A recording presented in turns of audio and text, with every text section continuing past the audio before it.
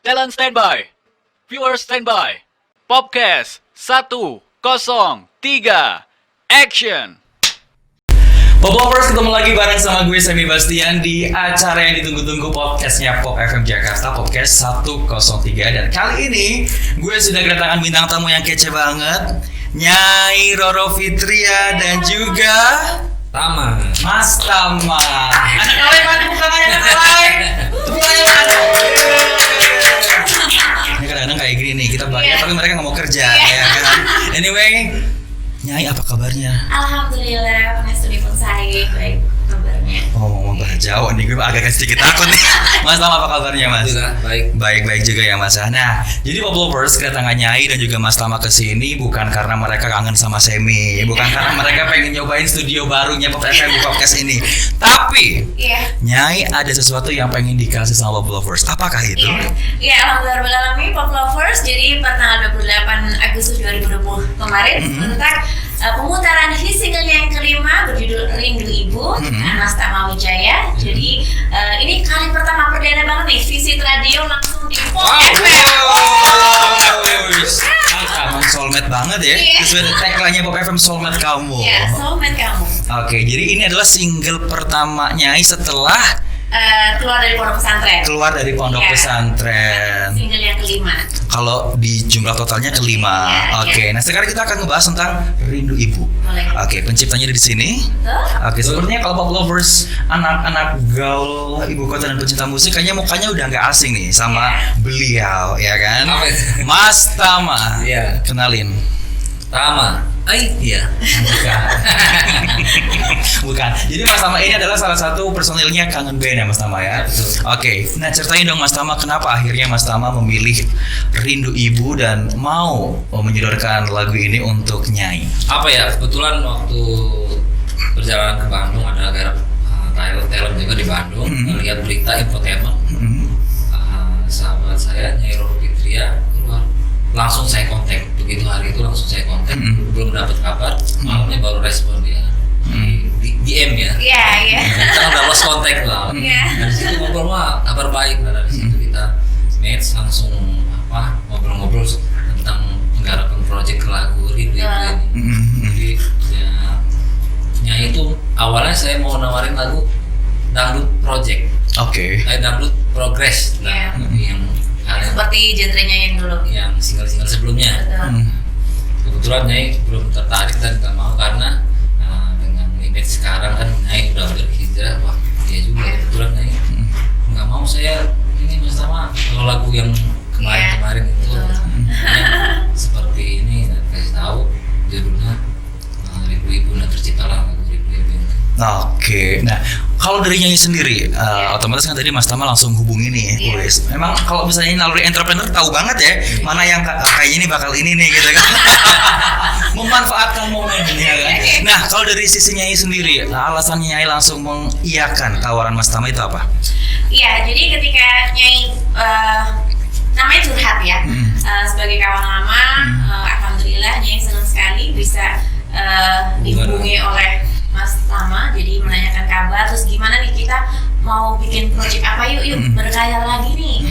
Mas Tama menyemangati Nyai, ya udah, jadi ya udah why not kalau misalnya Nyai ingin mengembangkan lagi karir Nyai di seni musik gitu, Betul. vokal khususnya. Jadi alhamdulillah Nyai brainstorming hanya menyatakan pengen sekali mempersembahkan lagu untuk almarhumah ibu, seperti apa ya Mas? Oh yaudah nih, ini saya coba garap liriknya, Nyai setuju apa enggak, kurang apa seperti apa, langsung bisa dikerjakan dan hanya one day, satu hari bisa udah langsung lirik bersama lagunya sudah tercipta. Luar biasa. Jadi satu hari doang Mas Tama. Iya. Nah tapi kalau dari Mas Tama sendiri emang sudah ada niatan kasarannya nih ngincer Nyai atau emang gimana? Karena kan biasanya butuh waktu, apalagi ini kan bukan cerita pribadi ya. Ini kan cerita dari orang lain. Terus kemudian Mas Tama bikin liriknya gitu kan. Waktu itu apa yang dirasakan Mas Tama? Apakah Mas Tama mencoba untuk kalau gue jadi Nyai kayak gini atau gimana Mas? Bukan sih, karena memang kebetulan juga sebagai teman kan ya support lah ya. Yes. Itu dengan kabar keluar dari pesantrennya gitu kan. Apa kabar bla bla bla, langsung ngobrol. Gimana Nyai masih mau ini berkarya di dunia apa dari suaranya sebagai penyanyi. Ngobrol-ngobrol akhirnya kan tercetuslah lagu single yang sekarang ini. Oke, Rindu Ibu. Betul. Nah, kalau ngomongin masalah Rindu Ibu nih, Pop Lovers dan juga Nyai. Di lagu ini, gue mau nanya sama Nyai karena kan penciptanya di sini kan. Ya. Langsung nih, pas si pencipta menyerahkan liriknya ke Nyai dan Nyai otomatis langsung oke kan. Lirik di Rindu Ibu mana yang menurut Nyai yang paling dalam banget? Yang paling dalam adalah bagian part refnya, karena itu benar-benar ungkapan rasa rindu teramat dalam terhadap almarhumah. Boleh dong dinyanyiin sedikit aja. Oke, di situ ya. Iya. Aku rindu serindu-rindunya akan belayan kasih sayangnya, dan kini tak lagi ku rasakan ibu aku rindu. Wow.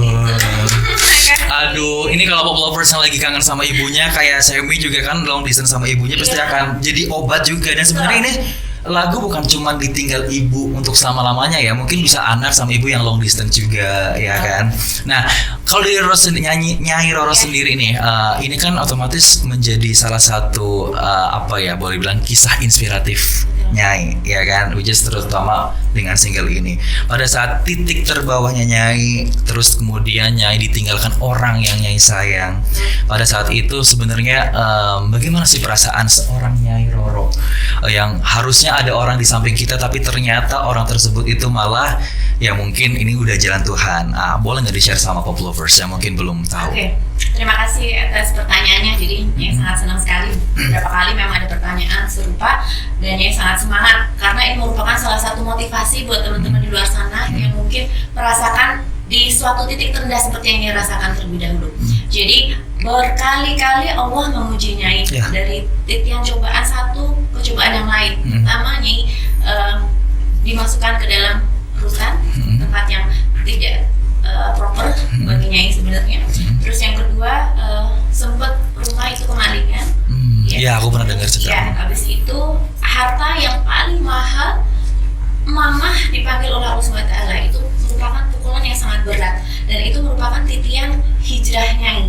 Nah, ini bagi sahabat-sahabat yang mungkin merasakan suatu kesedihan, itu jangan terlalu lama berlarut-larut dalam kesedihan. Kita harus kembali lagi ke jalan Allah. Nah, Nyai melihat semua musibah demi musibah itu tidak harus berlarut-larut karena apa? Di balik musibah itu ada berarti Allah tuh sayang kepada kita. Pertanyaan berikutnya mungkin ini kok ada nyamuk di sini ya? Oke, lagi serius loh padahal loh. Belum ada nih kayaknya nih. Tapi nih kita balik lagi nih serius lagi. Nah, pasti dong sebelum masa-masa sulit itu ada petuah-petuah dari almarhumah untuk Nyai ya kan. Masih ingat nggak petuah terakhir apa yang buat Nyai itu kayak merasa sampai sekarang tuh susah untuk dilupakan dan akan selalu ingat-ingat petuah dari sang mama? Iya, jadi Nyai ingat sekali salah satu nilai yang harus Nyai ambil adalah kesabaran beliau yang luar biasa. Dan tatkala Nyai melakukan suatu kesalahan yang sangat fatal pun beliau tidak ada sedikit marah kepada Nyai, malah beliau menyalahkan diri beliau sendiri apakah beliau tidak benar mendidik anak gitu. Jadi sangat sayangnya beliau kepada Nyai itu seperti itu, manjanya ke Nyai seperti itu. Kalau untuk petuah, pesan terakhir itu ingin sekali pernah nyampaikan ke Nyai seperti ini. Manggilnya Nyai juga, Nyai insya Allah besok setelah ini selesai persidangan, Nyai bebas, langsung mudah-mudahan ibu doakan ketemu jodoh karena ibu ingin sekali melihat ada orang yang menjaga, menggantikan posisi ibu.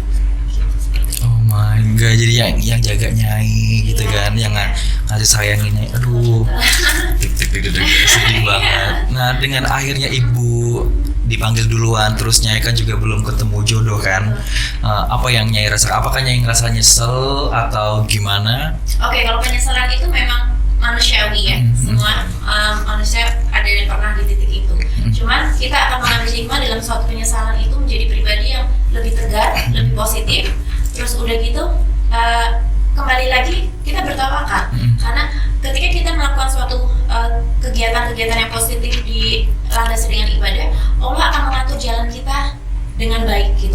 Karena kita udah in the way right, di posisi track yang benar gitu. Jadi nggak masalah kalau sekarang pun Nyai belum dipertemukan jodoh, Nyai yakin Allah akan memberikan jodoh yang terbaik buat Nyai. Setuju, karena jangan terlalu terburu-buru, Betul. ya kan? Kalau Iya. buat apa terburu-buru terus akhirnya nanti endingnya nggak bagus Betul. ya. Dan kita harus memantaskan diri kita. Ya, Jadi kalau misalnya setuju. kita ingin seorang figur imam tuh A, B, C, D, E sesuai dengan kriteria kita juga memantaskan diri. Ya, ya. Apakah kita juga menjadi pribadi yang lebih baik? Kalau orang baik akan ditemukan dengan orang baik, orang Setuju. jahat ditemukan dengan orang jahat. Jadi kita memilih yang mana? Jadi terserah Yes. kita. Setuju, setuju. Iya.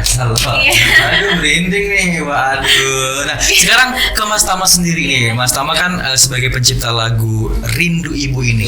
Nah, apakah pada saat Nyai curhat sama Mas Tama, semua keluh kesah Nyai itu dikeluarkan sama Mas Tama, atau dari Nyai sendiri ada sedikit yang di skip, makanya ini bagian ini nggak boleh aku ceritain ke siapa-siapa deh, atau gimana? Nah, terus dari Mas Tamanya sendiri akhirnya menciptakan Rindu Ibu ini, apakah cerita dari awal sampai akhir itu semuanya ceritanya Nyai atau untuk general? Hampir nggak gimana ya? Kode-kodean dulu. Merahnya aja ya, merahnya aja karena kan untuk lagu dan lirik tersebut nggak perlu detail panjang ceritanya, jadi lebih tepat benang merahnya seperti apa. Oke, nah untuk Nyai sendiri pada saat ditulisin liriknya ada nggak satu dua bukan protes sih, kayak rundingan sama Mas Tama? Iya. Mas kayaknya ini nggak relate deh, ini apa gimana tuh? Untuk mostly sih 99% Nyai Langsung rasa serap. udah serap. Oke. Iya. Hanya satu kata aja yang di bait terakhir Mas Tama menyampaikan dan aku hanya bisa berdoa, tapi Nyai mereview adalah dan aku selalu berdoa, karena konotasi hanya dan selalu itu berbeda. Ya, Jadi ya. memang yang terjadi di dirinya itu setiap hembusan nafasnya sampai Nyai duduk ini pun Nyai melafazkan Bismillah itu untuk mama, untuk ibu. Jadi selalu itu nggak akan putus Al-Fatihah dan sehari sekali Yasin. Nah untuk Mas Tama sendiri, Mas Tama kan otomatis sudah sering kerja sama musisi, ya kan? Nyai mungkin bukan orang pertama kan? Nah menurut Mas Tama, Nyai itu seperti apa? Nyai apa ya, diajak langsung ngobrol tuh langsung asik banget, langsung begitu ada ide apa langsung begini langsung tektok aja langsung hari itu. Oke. Cepat gesit ya Nyai ya. Kesit, ya. Kelihatan kayaknya. mau apa langsung dia. Mas Tama gimana nih musiknya? Ya langsung Mas Gilang gitu langsung.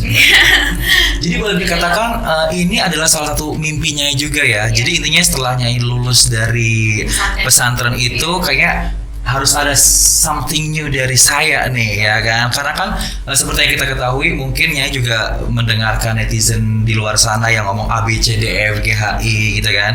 Nah jadi apakah ini pembuktian seorang Nyai Roro untuk netizen, atau memang ini ya udahlah daripada nggak ada kegiatan mendingan gue nyanyi aja, atau gimana? Oh enggak seperti itu. Jadi kurun waktu 2 tahun 2 bulan Yes. di dalam pondok pesantren itu waktu yang tidak lama. Ya. Di situ Nyai mendapati fase-fase kedewasaan tersendiri dan juga Nyai merefleksi, bermusahabah untuk menilai apa yang harus aku lakukan di kemudian hari gitu.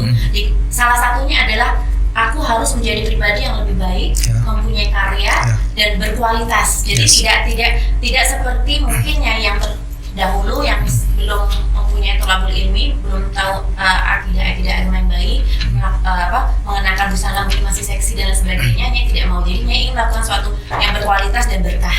Nanti nextnya kalau misalnya ada tawaran untuk nyanyi lagi, apakah masih akan mengambil religi atau nanti akan ada berubah pikiran, mungkin ada pop yang agak sedikit religi atau dangdut yang klasik kan nggak terlalu gimana kan, gimana tuh Nyai? Oke, kalau untuk semua genre musik di Indonesia itu sangat bagus dan kita harus mengapresiasi sampai menghormati pilihan masing-masing dan kita mempunyai market tersendiri. Jadi untuk kalau kedepannya Nyai mungkin bisa menambahkan unsur-unsur BPM yang lebih cepat, karena kan Nyai juga mempunyai studio DJ itu sendiri.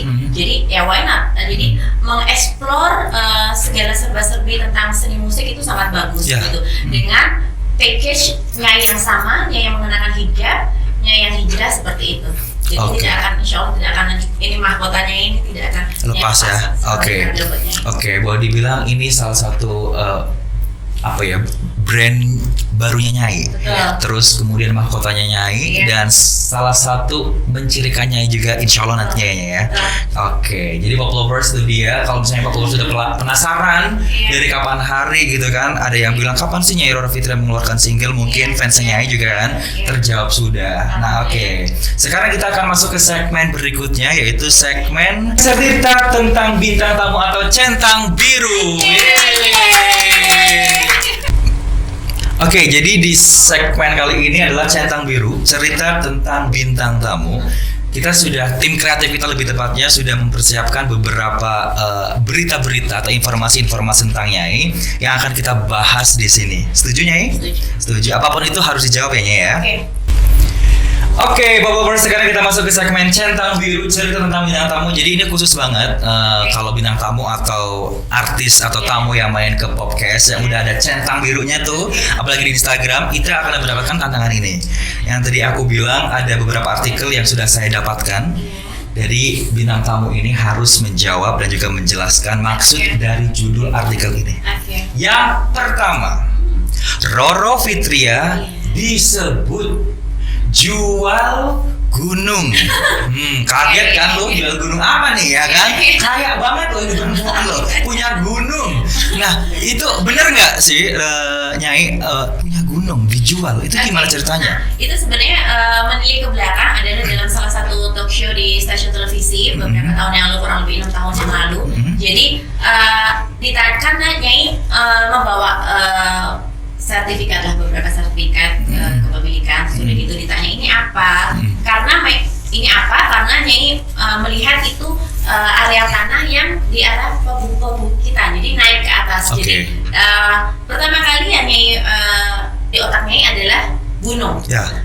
Padahal sebenarnya itu bukan gunung, jadi perbukitan.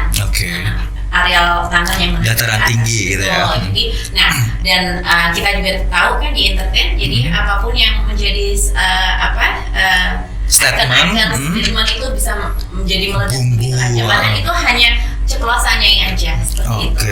Luar biasa. Tapi siapa tahu dari ceplos-ceplos itu kayak Syahrini. Jadi ya kan. Alhamdulillah ya kita. Oke, jadi udah terjawab ya Poplovers yang mungkin penasaran. Gunung apa kira-kira yang dijual Nyai ya kan? Ternyata cuma dataran tinggi dan itu bentuknya tanah gitu ya Nyai ya. Oke, tapi kalau dicap kaya banget, aminin aja ya. Amin. Alhamdulillah. Tapi emang kaya nggak sih Nyai? Emang kaya nggak? Nyai hanyalah seorang umat yang seujung kukunya dari Allah Maha Kaya, jadi tidak ada apa-apa. Oke, kita ke artikel yang kedua Nyai. Roro Fitria mencari calon suami yang bisa gandeng melewati Shirathul Mustaqim. Karena setelah Nyai lebih mendekatkan diri pada Allah, telah berilmu kepada ustazah, Habib, Syekh dan sebagainya, Nyai tahu hakikat manusia diciptakan dari Allah itu adalah hanya untuk beribadah. Nah, dengan ibadah itu berarti Nyai ingin seorang imam itu juga membawa Nyai ke dalam suatu bentuk ibadah pernikahan sakinah mawaddah warahmah, dan tidak hanya di dunia. Jadi imam itu harus menjadi imam di akhirat yang bisa mengajak Nyai di dalam menyeberangi jembatan Shirathul Mustaqim untuk menemui almarhumah ibu. Itu yang diinginkan. Ya, jadi harus mempunyai akidah agama yang baik atau soleh. Nah sekarang kita akan ngebahas video klip. Sudah dibikinkah? Sudah. Mas Tama terlibat juga di video klip ini? Ya. Boleh nggak di-share sama Poplovers konsep dari video klip Rindu Ibu ini seperti apa Nyai? Dari teknisnya silakan Mas Tama. Untuk garis besarnya yang lebih ngangkat terus story-nya di rumahnya langsung di tempatnya Nyai, mana di situ banyak kenang-kenangan bersama almarhumah Ibu dan Nyai. Nyai sendiri selama proses take video, take vokal di dapur, recording di dapur rekaman itu susah nggak? Apalagi itu lagunya pasti dong itu menceritakan tentang Nyai, dan Nyai membayangkan seorang ibu biar mendalami kan. Itu susah nggak, dan apakah itu perlu take berkali-kali atau bagaimana? Kalau untuk feeling itu automatically, jadi itu gampang sekali karena itu true story dari kehidupan Nyai. Jadi kalau untuk main feeling itu udah sangat mudah. Yang susah adalah pada saat recording ya Mas ya. Karena Nyai nangis berkali-kali. Kontrol emosi ya. Kontrol emosi, powernya jadi nggak stabil.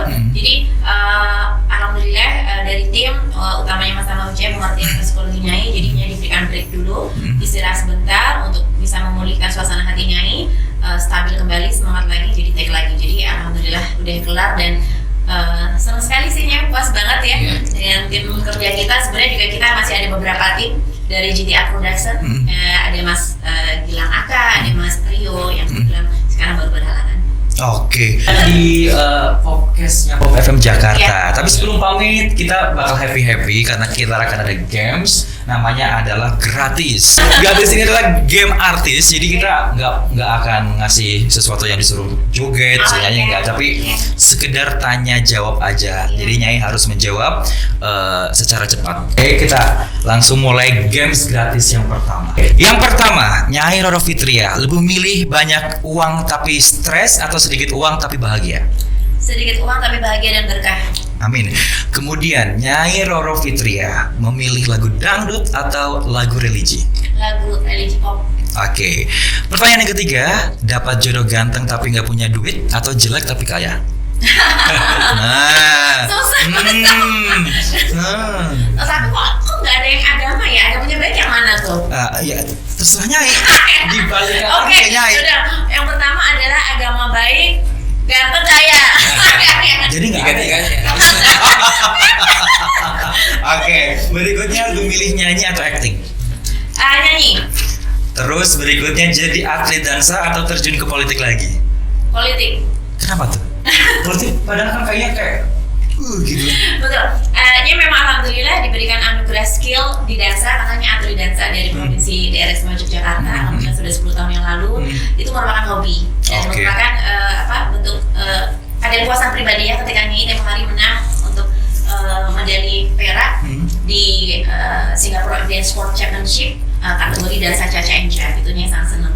Nah, kalau untuk mengapa milih di politik, karena di politik itu merupakan seni juga di kacamata Nyai. Oke deh, Ya. berikutnya Nyai Roro Fitria lebih memilih tas branded atau mobil mewah? Ayo pilih mana atau Ya. pilih aku? Oh, iya.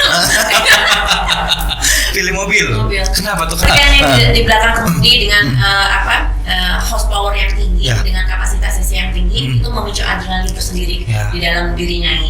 Nah, itu Nyai mempunyai kepuasan pribadi. Jadi Nyai lebih senang berotomotif gitu. Oke, luar biasa. Nyai Roro Fitria, deskripsikan makna haters menurut Nyai.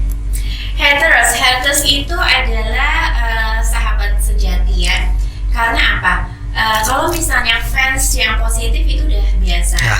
Mereka mengapresiasi diri kita secara benar. Tapi kalau haters dia mengapresiasi kita secara benar juga, tapi takes time, membutuhkan waktu. Jadi pertamanya benci, pertamanya sirik, pertamanya mencari-cari kesalahan kita. Otomatis kan dia jauh lebih perhatian dong Yes, kita yes. gitu. Tapi ketika kita gigih dengan konsistensi kebaikan-kebaikan kita, karya-karya kita, nah si haters itu nanti akan menilai baik pula, tapi itu cuma takes time aja sih, cuma butuh waktu. Jadi sahabat sejati yang tertunda. Tapi mungkin Pop Lovers udah tanya-tanya nih di Iya. Instagram sebelum kita share di YouTube kan.